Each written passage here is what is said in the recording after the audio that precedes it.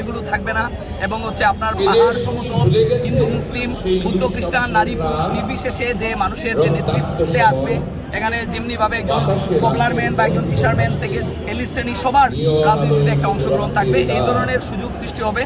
এবং হচ্ছে আপনার আমাদের এই রাজনীতির মাধ্যমে আমরা নতুন যে রাজনীতির বন্দোবস্ত সেটা আমরা দেখতে চাই। আমরা এটা খুব ভালো করেই জানেন যে ইতিমধ্যেই আপনার হচ্ছে জাতীয় ঐক্য কমিশনের সংস্কার কমিশনের বেশ কিছু প্রস্তাব এসেছে। এটা কিন্তু আমাদের নতুন বন্দোবস্তেরই ধারাবাহিকতায় আমাদের যে চিন্তা চেতনা ছিল সেগুলোই। আর জুলাই গণ অভ্যুত্থানে আমাদের যে ছাত্র অভ্যুত্থান হয়েছে, এই গণ অভ্যুত্থানে যারা নেতৃত্ব দিয়েছিলেন তাদের মাধ্যমে এনসিপি গড়ে উঠেছে। তাই আমরা মনে করি এনসিপি হচ্ছে জুলাইয়ের অবশ্যই প্রধান স্টেক এবং এনসিপি হচ্ছে আপনার জুলাইকে আজীবন ধারণ করবে এবং এটাকে জিয়ে রাখবে। অন্য দলগুলো অবশ্যই এটার অংশীদার, তারা যদি এটা থেকে সরেও যায় তাও এনসিপি কখনোই এই 24 এবং জুলাইয়ের যে চিন্তাধারা ছিল, যে চিন্তা থেকে মানুষ আন্দোলনে নেমেছিল সেটা থেকে সরে যাবে।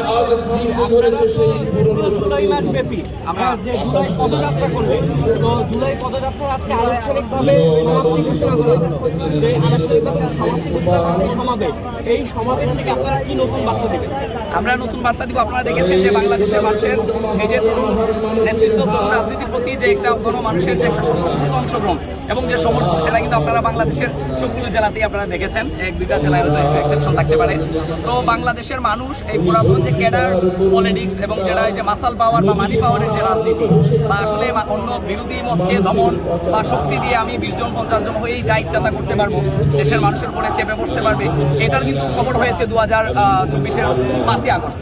আর সেটার পরে যে নতুন যাদের ডাকে এদেশের মানুষ ঐক্যবদ্ধ হয়েছিল তাদের মাধ্যমে একটি রাজনৈতিক দল প্রতিষ্ঠিত হয়েছে, যাদের ডাকে দেশের প্রায় 100 কোটি মানুষ ঐক্যবদ্ধ হয়েছিল, তারাই একটা রাজনৈতিক দল বা এই রাজনৈতিক প্ল্যাটফর্মে সিদ্ধান্ত হয়েছে। তাদের প্রতি মানুষের যে সমর্থন আছে সেটা আমরা এই দেখেছি এবং এর মাধ্যমে বাংলাদেশের মানুষ এই যে পদযাত্রা, এটা কিন্তু দেশের প্রত্যন্ত অঞ্চলে যাওয়া হয়েছে, গিয়ে মানুষ আসলে কিভাবে বাংলাদেশকে দেখতে চায়, কেমন নেতৃত্ব দেখতে চায় সেটা তারা ব্যক্ত করেছে।